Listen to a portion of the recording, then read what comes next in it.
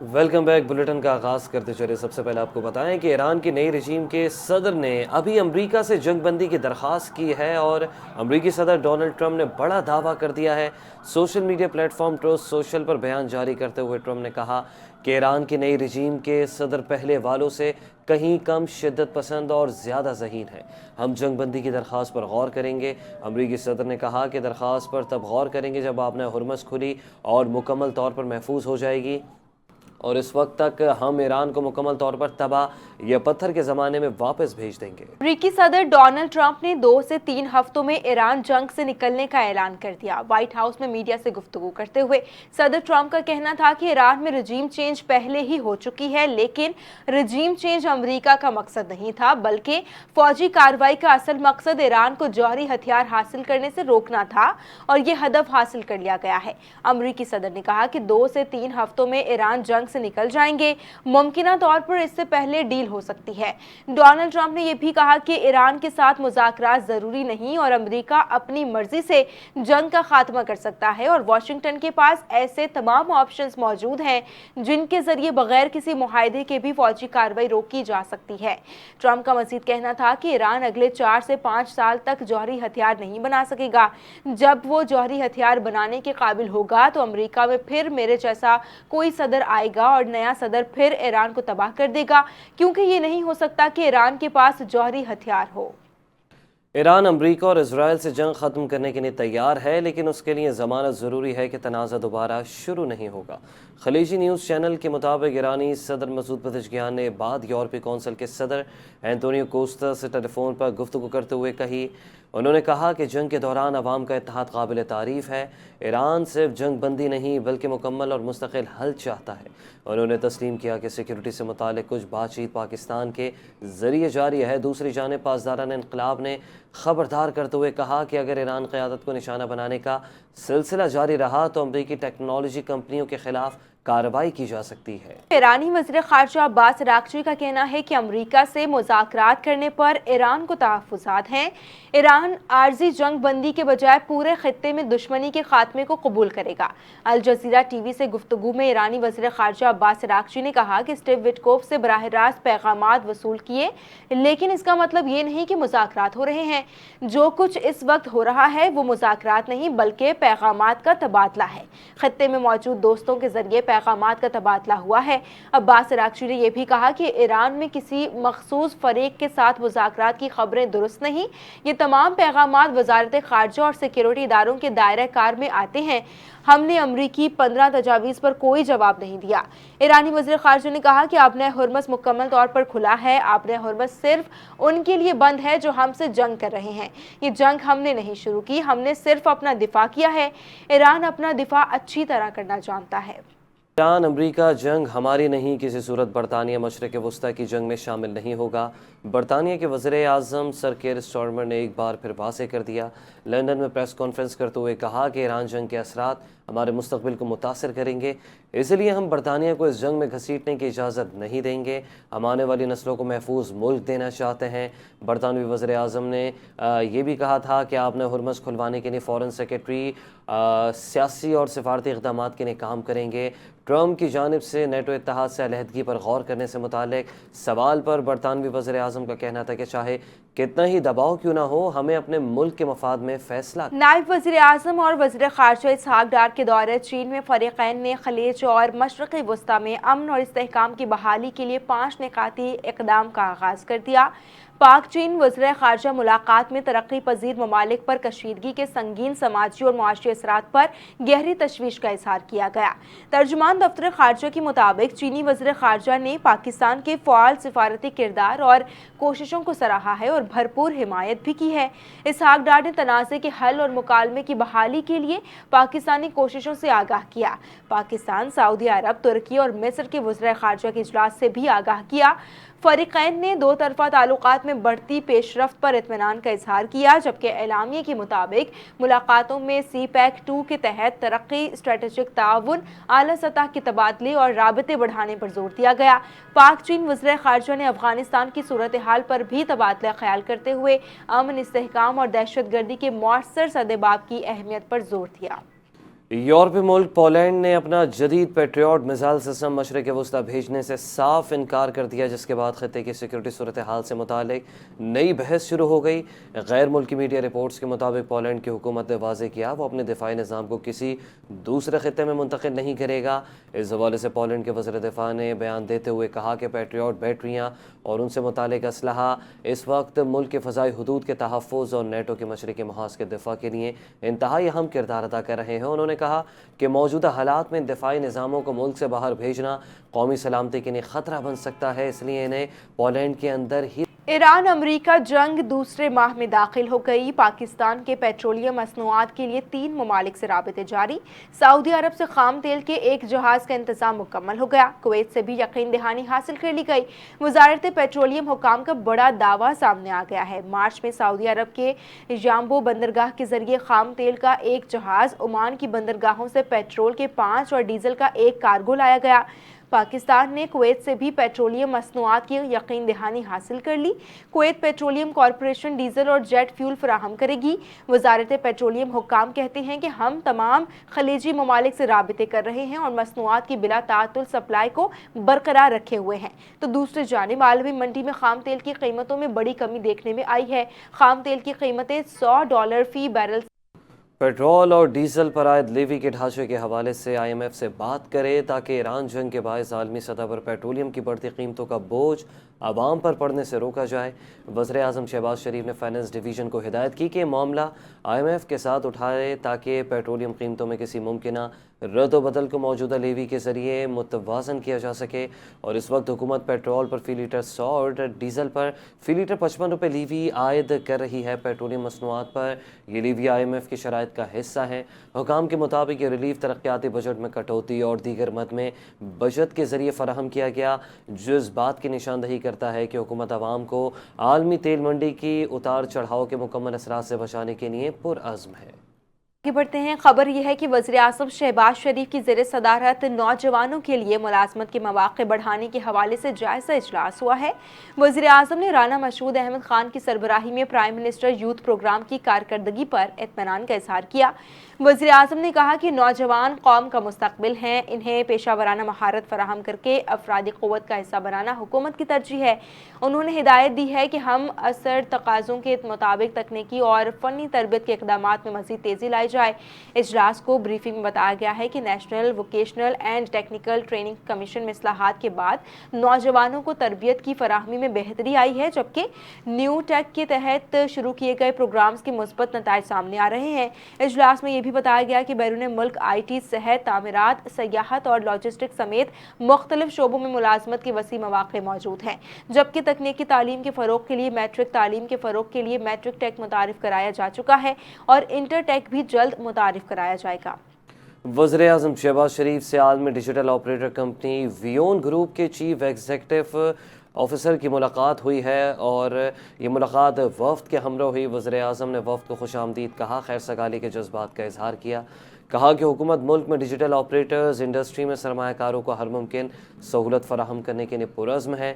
پاکستان میں حالیہ 5G spectrum کی کامیاب نیلامی اس شعبے میں جدت کی جانب مثبت پیش رفت کا ثبوت ہے، جبکہ حکومت انفارمیشن ٹیکنالوجی کے شعبے میں بین الاقوامی سرمایہ کاری بڑھانے کے لیے جامع حکمت عملی پر عمل پیرا ہے۔ انہوں نے مزید کہا کہ کیش لیس معیشت کے حصول کے لیے انفارمیشن ٹیکنالوجی کا مؤثر استعمال حکومت کی ترجیحات میں شامل ہے اور تمام متعلقہ ادارے باہمی تعاون سے عوام کو معیاری انٹرنیٹ سہولیات فراہم کرنے کے لیے کام کر رہے ہیں۔ پاکستان اور افغان طالبان کے درمیان مذاکرات ایک مرتبہ پھر شروع ہو گئے، جو چین کی ثالثی میں جاری ہیں۔ ذرائع کا کہنا ہے کہ یہ مذاکرات چین کے شہر اورومچی میں اعلیٰ سطح کی ورکنگ لیول پر ہو رہے ہیں۔ مذاکرات میں پاکستانی وفد کی قیادت وزارت خارجہ کے ایڈیشنل سیکریٹری کر رہے ہیں، جبکہ افغان طالبان کے نمائندے بھی شریک ہیں۔ ذرائع کے مطابق دونوں فریقین کے درمیان بات چیت کا مقصد باہمی امور اور علاقائی صورتحال پر پیش رفت کے اضلاع خیبر اور بنو میں سیکورٹی فورسز نے انٹیلیجنس بیسڈ کارروائیوں کے دوران فتنہ الخوارج کے 13 دہشت گردوں کو جہنم واصل کر دیا ہے۔ ISPR کے مطابق سیکورٹی فورسز کی جانب سے خیبر پختونخوا کے 2 علاقوں میں کارروائیوں کے دوران بھارتی حمایت یافتہ 13 دہشت گرد مارے گئے۔ پہلی کارروائی ضلع خیبر کے علاقے باڑہ میں کی گئی۔ شدید فائرنگ کے تبادلے میں 10 خوارج جہنم واصل کیے گئے۔ خفیہ اطلاعات کی بنیاد پر دوسری کارروائی بنو میں کی گئی۔ سیکورٹی فورسز نے جھڑپ کے دوران 3 خوارج کو ٹھکانے لگایا۔ مزید دہشت گردوں کی تلاش کے کے لیے سینیٹائزیشن آپریشن جاری ہے۔ وزیر اعظم نے 13 خارجیوں کو جہنم واصل کرنے پر سیکورٹی فورسز کو خراج تحسین پیش کرتے ہوئے کہا کہ سیکورٹی فورسز نے اپنی پیشہ ورانہ مہارت سے بنو اور باڑہ میں دہشت گردوں کو جہنم رسید کیا۔ ملک کی حفاظت کے لیے سیکورٹی فورسز دہشت گردی کے خلاف سیسا پلائی دیوار کی مانند ہے۔ حکومت پاکستان ملک سے دہشت گردی کے مکمل خاتمے کے لیے پرعزم ہے۔ مراد علی شاہ نے خیبر پختونخوا میں 13 دہشت گردوں کی ہلاکت پر سیکیورٹی فورسز کو خراج تحسین پیش کیا ہے۔ وزیر اعلیٰ نے کہا کہ دہشت گردوں کے خلاف کامیاب آپریشنز پر ملک میں امن و امان کی بحالی کے لیے ناگزیر ہیں۔ انہوں نے مزید کہا کہ دہشت گردی کے ناسور کو جڑ سے اکھاڑ پھینکنے کے لیے پوری قوم پاک فوج کے شانہ بشانہ کھڑی ہے۔ مراد علی شاہ نے آپریشنز کے دوران بہادری کی مثال قائم کرنے والے جوانوں کی جرت کو بھی سلام پیش کیا۔ کہا کہ ملک دشمن عناصر کو بزدلانہ کارروائیاں ہمارے عزم کو متزلزل نہیں کر سکتی۔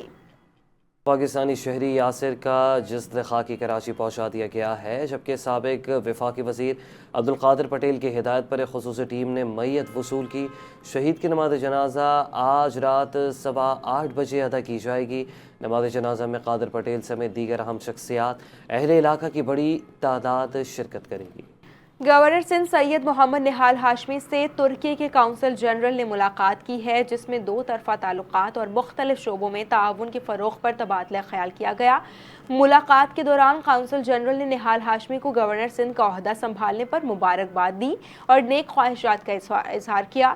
دونوں رہنماؤں کے درمیان پاکستان اور ترکی کے مابین تجارت، سرمایہ کاری اور ثقافتی روابط کو مزید مستحکم بنانے پر گفتگو ہوئی۔ گورنر سندھ نے اس موقع پر پاکستان اور ترکی کے درمیان دیرینہ دوستانہ تعلقات کو مزید مضبوط بنانے کے عزم کا اظہار کیا، جبکہ ترکی کے کونسل جنرل نے کراچی میں مختلف شعبوں میں تعاون بڑھانے کی یقین دہانی کرائی۔ ملاقات میں سیاحت کے فروغ، ترکی میں زیر تعلیم پاکستانی طلباء کے امور اور علاقائی صورتحال پر بھی تبادلہ خیال کیا گیا۔ وزیر اعلیٰ خیبر پختونخوا سہیل آفریدی کی زیر صدارت دہشت گردی سے متاثرہ اقلیتی برادری کے انڈومنٹ فنڈ کی اسسمنٹ کمیٹی کا ویڈیو لنک اجلاس ہوا۔ اجلاس میں متاثرین کی مالی معاونت، فلاحی اقدامات سے متعلق اہم فیصلے کیے گئے۔ وزیر اعلیٰ نے 2013 کے آل سینٹس چرچ کوہاٹی گیٹ پشاور حملے کے متاثرین کو رواں ہفتے مالی معاونت کے چیکس جاری کرنے کی ہدایت کی۔ انہوں نے انڈومنٹ فنڈ کی سیڈ منی 200 ملین سے بڑھا کر 400 ملین روپے کرنے کا فیصلہ کیا۔ اجلاس میں بیواؤں کے لیے امدادی رقم 10 لاکھ سے بڑھا کر 20 لاکھ روپے، یتیموں کے لیے 5 لاکھ سے بڑھا کر 15 لاکھ روپے، جبکہ معذور افراد کے لیے امداد 5 لاکھ سے بڑھا کر 10 لاکھ روپے کرنے کی ہدایت کر دی، اور اسی طرح زخمیوں کے لیے امدادی رقم 1 لاکھ سے بڑھا کر 6 لاکھ روپے مقرر کرنے کا فیصلہ کیا۔ وزیر اعلیٰ نے اقلیتی برادری کے لیے محکمہ اوقاف میں علیحدہ ڈائریکٹوریٹ کے قیام پر ہوم ورک کرنے اور اقلیتی رہائشی کالونیوں کی بحالی کے لیے ترقیاتی اسکیم آئندہ سالانہ ترقیاتی پروگرام میں شامل کرنے کی بھی ہدایت کی۔ علاقے ترلائی میں گورنمنٹ بوائز ہائی اسکول میں ترقیاتی کام جاری ہے۔ اسکول میں جاری ترقیاتی کام، سہولیات کی بہتری اور طلباء کو درپیش مسائل کے حوالے سے اسکول کے پرنسپل عبدالرشید سلیحری کا کیا کہنا ہے، آئیے جانتے ہیں نمائندہ رجب علی سے۔ جی رجب۔ میں اس وقت موجود ہوں اسلام آباد کا علاقہ ہے ترلائی ہائی اسکول میں، جہاں پر ہمارے ساتھ موجود ہیں پرنسپل ترلائی ہائی اسکول کے عبدالرشید سلیحری صاحب۔ آئیے سے جانتے ہیں کہ تعمیرات کے حوالے سے اور دوسرے ایشو ان کا کیا کہہ رہا ہے۔ الحمدللہ ہمارے جو ادارے کے بہت سے مسائل تھے ان پہ قابو پا لی ہے اب ہمارے محکمے کے تعاون سے۔ چند ایک مسائل ہیں۔ پہلا تو یہ ہے کہ یہ دونوں اسکول، بوائز اسکول اور لڑکیوں کا کالج آمنے سامنے ہیں۔ کمیونٹی نے ان دونوں کے مابین ایک کوڑے کرکٹ کا جو ڈپو ہے وہ بنا دی ہے، تو کائنڈلی ہماری ریکویسٹ ہے کہ اس جگہ سے اس کو شفٹ کیا جائے، کیوں کہ اس سے بچوں کی جو تدریسی ہمارے امور ہیں، سرگرمی ہیں، اس سے ہمیں بہت سے مسائل کا سامنا کرنا پڑتا ہے۔ دوسرا، اس وقت جو آج سے ہمارے میٹرک کے ایگزام شروع ہو گئے ہیں، ہمارے محکمے سے گزارش ہے کہ ہمیں کم از کم جو ایگزام کے دنوں میں کوئی پولیس کی پیٹرول یا کوئی 2 سپاہی آ جائیں، تاکہ جو شر پسند عناصر آ کے ٹیچرز کو یا جو بورڈ کا عملہ ہے ان کو تنگ کرتے ہیں تو ان پہ قابو پایا جائے۔ بہت سی کمیونٹی کے جو لوگ ہیں ان کا بھی یہ راستہ ہے، تو یہ ایک بہت سیریس قسم کا ایشو ہے کہ نالہ ہمارا بند ہے اور بارش کے دنوں میں بالکل تالاب کا منظر جو ہے یہ علاقہ پیش کرتا ہے۔ جی بالکل، جیسا کہ آپ نے پرنسپل صاحب کے تاثرات سنے کہ کم از کم ایگزام کے دوران ہمیں جو سیکورٹی پرووائڈ کی جائے۔ دوسرا یہ ہے کہ جو ہمارے اسکول بوائز اور گرلز ہائی اسکول کے سامنے جو نالا ہے وہ کافی عرصے سے بند پڑا ہوا ہے، جس کی وجہ سے طلباء کو اور شہریوں کو گزرنے میں شدید دشواری کا سامنا کرنا پڑتا ہے۔ تو مہربانی کر کے اگر اس کا بھی فوراً حل کیا جائے، اس کو پراپر صاف کرایا جائے تاکہ جو ہے طلباء بآسانی اسکول آ سکے۔ کیمرہ مین ٹیم کے ساتھ रजब अली, NTN न्यूज़, इस्लाम। पीपल्स पार्टी पर तनकीद करने वाले दावे करते हैं जमात काम नहीं करती। हकीकत इसके बरक्स है। मसाइल का हल सिर्फ पीपल्स पार्टी के पास है। मेयर कराची मुर्तज़ा वहाब का कहना है कि कुछ अनासर शहर में मायूसी और तासुब की सियासत को फ़रोग़ दे रहे हैं, जबकि मुनाफिकीन को सिर्फ तकसीम की सियासत ही करनी आती है। उन्होंने कहा कि बाज़ हासिदीन नहीं चाहते कि कराची के मसाइल हल हों। बिलावल भुट्टो के मंशूर के मुताबिक काम कर रहे हैं, जिसका मकसद बिला तफरीक शहर के हर इलाके की तरक्की है। उन्होंने इस अज़्म का इजहार किया कि अवाम से किए गए वादों को पूरा किया जा रहा है। शहर की बेहतरी के लिए अमली इक़दाम जारी हैं। पीपल्स पार्टी अवामी खिदमत पर यकीन रखती है और कराची के मसाइल के हल के लिए भरपूर कोशिशें जारी रखे हुए है।